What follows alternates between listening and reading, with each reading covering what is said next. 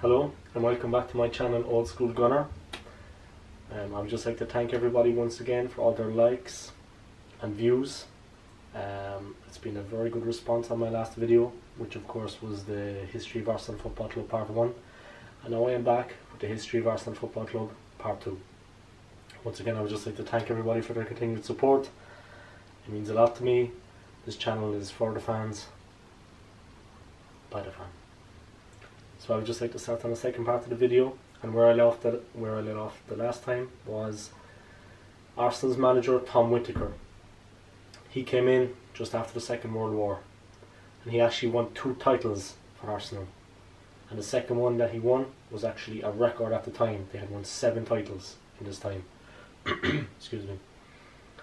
Then from 1953 to 1986 came a real phase, a time of mediocrity, unfortunately, for the football club. Bertie Mee and Terry Neal came in. It was 18 years without success. Unfortunately, like I mentioned, the Second World War, more than any other team in the top flight in the Premier League in England, the war had taken more of a toll on Arsenal. More of the players had been killed, basically. It was a very, very bad situation. So they went through a real phase there. It was very hard to get players. It was very tough for the club. It was a difficult time. Of course, you've got to take into account the financial situation. So I'm going to zoom all the way forward. I'm going to fast forward to 1966. Of course, like I said in the last video, it was a good year for English football.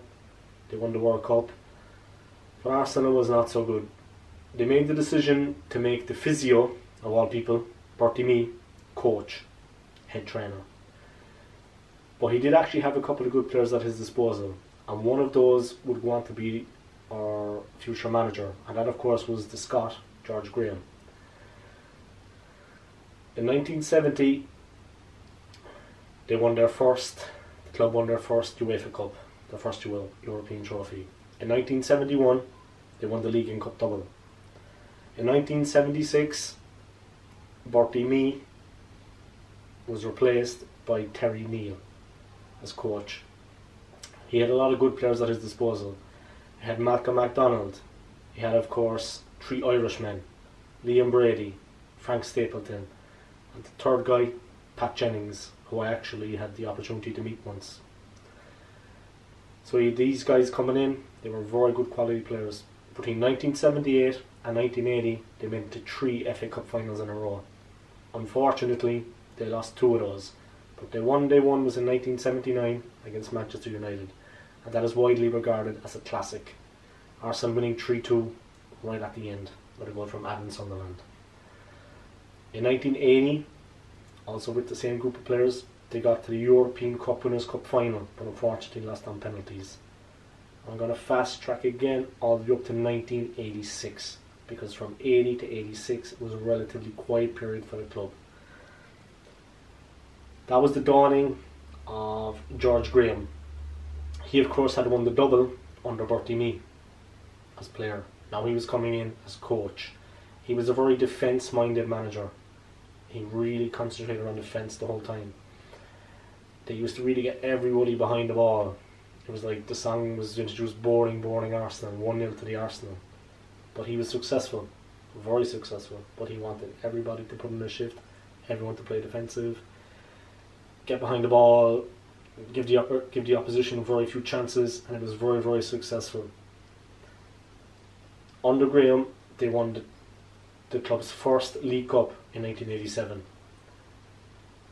1 year later, in 1988, Tony Adams was already at the club, captain, central defender.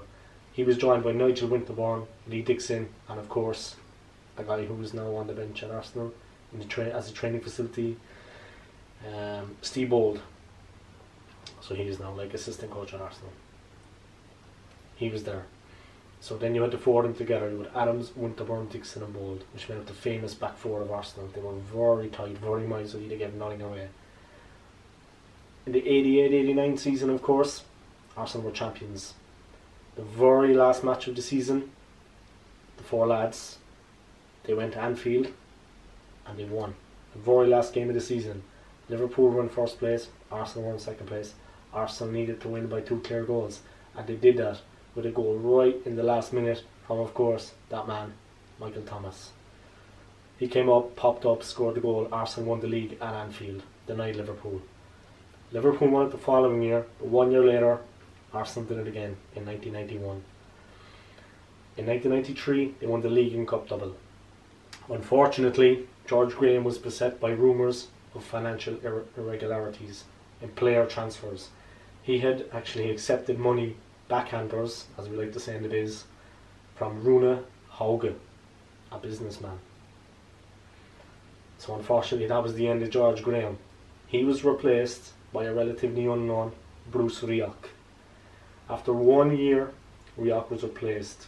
He had differences with the board, they decided. But his legacy really was that he signed, in my opinion, the greatest player to ever play for Arsenal Football Club. I'm talking about the one and only Dennis Bergkamp. He signed him for $7.5 million from Inter Milan at the time. If you think about that today, he cost $7.5 million. A player of his quality, like I said, in my opinion, the greatest player to ever play for the club. Just a wonderful, wonderful talent. So he would turn out to be Rioch's legacy.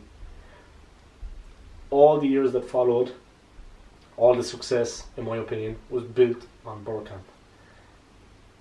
There was wonderful players, many, many great players played. I mean, I'm talking about Thierry Henry, Patrick Vieira, Emmanuel Petit, Mark Overmars, Nicolas Anelka. I could go on. I mean, wonderful players. Ray Parlour, Christopher Ray. But for me, Bergkamp was the building block, was the cornerstone.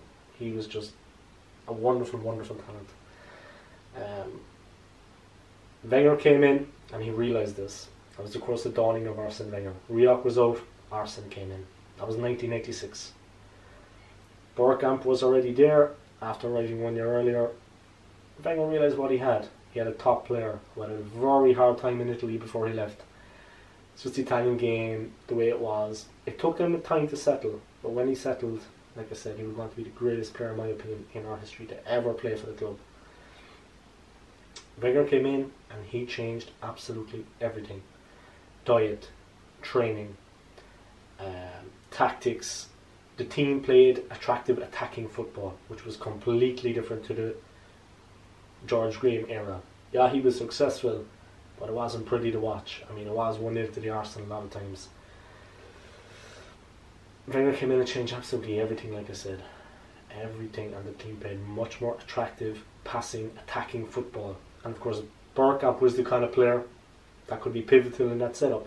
He had the players to do it. You could say Graham didn't have the players. Wenger had the players to do that. Two players at the time that had been struggling for Arsenal with personal problems were Tony Adams and, of course, our midfielder Paul Merson, two English players. They, of course, had problems with alcohol abuse and drug abuse. He came in and he helped them get clean, he kept them fit, and he definitely prolonged the career of both these men, and they played very well. Especially Adams, he was like, he found a new lease of life playing for the club.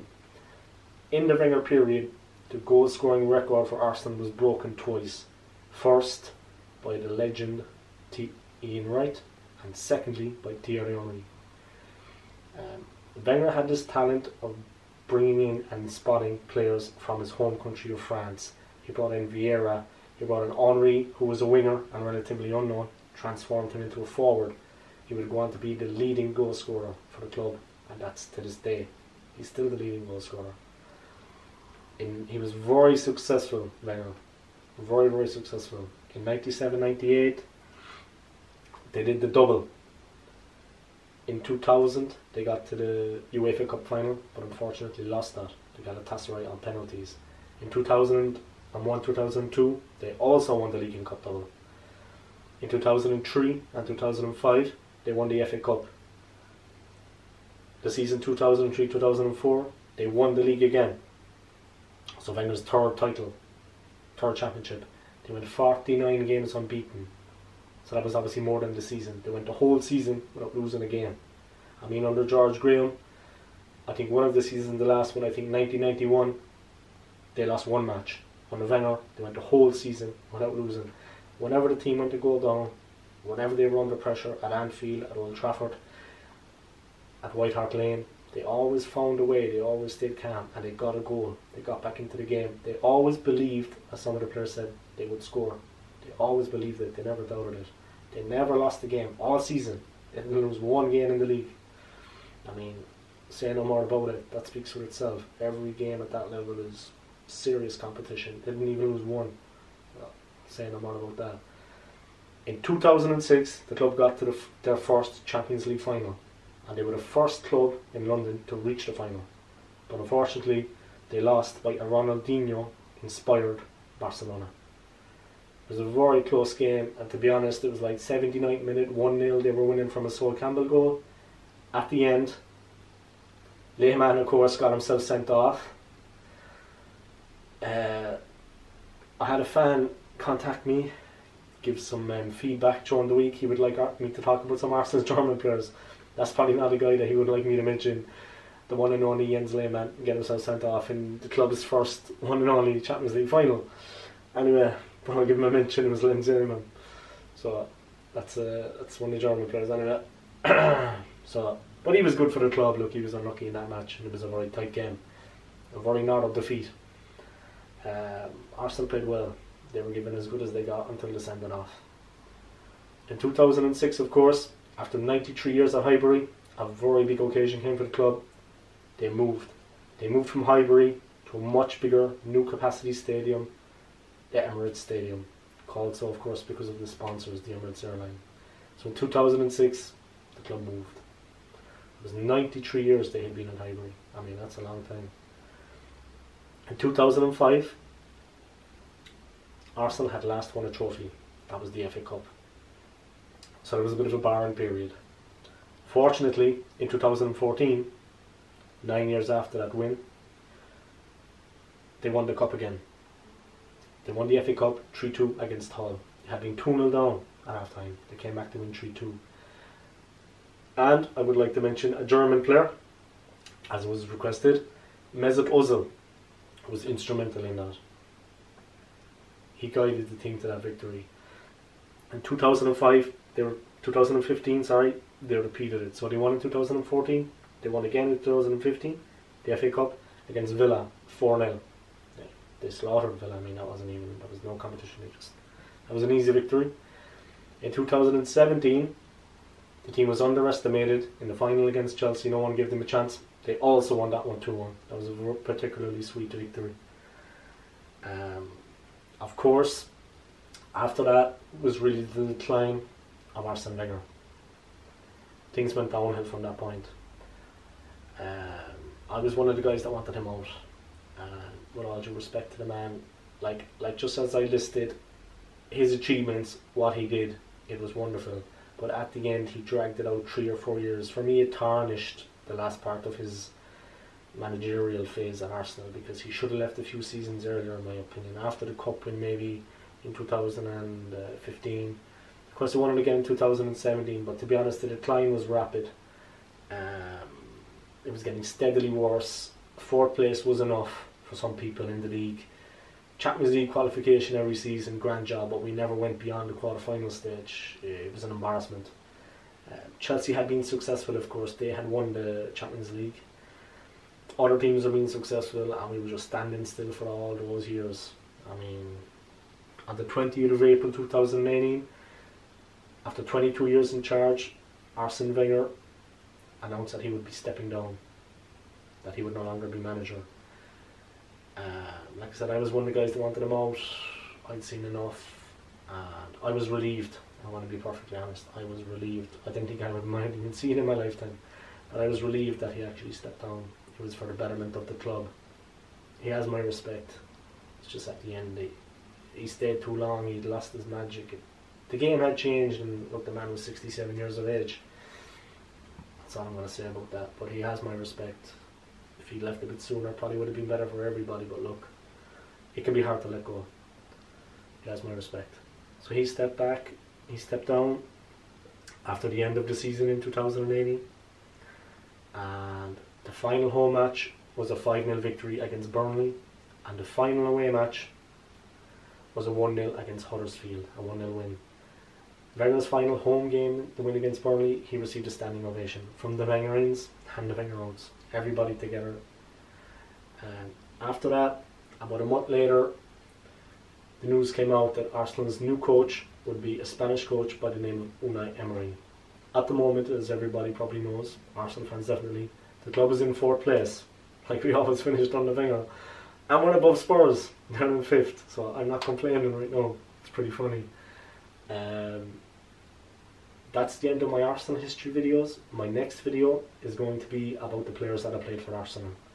Of course, everybody knows today, this weekend, there's no Premier League. So it'll be starting again the week after. If my memory serves me, Arsenal are playing Leicester on the Monday in a week. So, like I said, there's no football this weekend.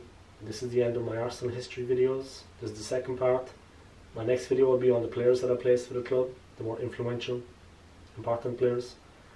And then after that I will start again giving match reports. That's basically what I plan. I would just like to thank everybody once again for all their continued support and positive feedback. It means a lot to me. I'm doing this for Arsenal Football Club. I'll say no more about it. So thank you very much. I hope you enjoyed watching the video. I hope you enjoyed both parts of Arsenal, the history of the club. I hope you found it interesting. If anybody has any comments or would like to know any more, just contact me. This video will be uploaded tonight on YouTube. Just contact me, let me know, and I will research it. I probably know it off the top of my head anyway, but if anyone has any questions, any queries, please let me know. I hope you enjoyed watching my video, and see you next time. Come on, you Gunners. Bye bye.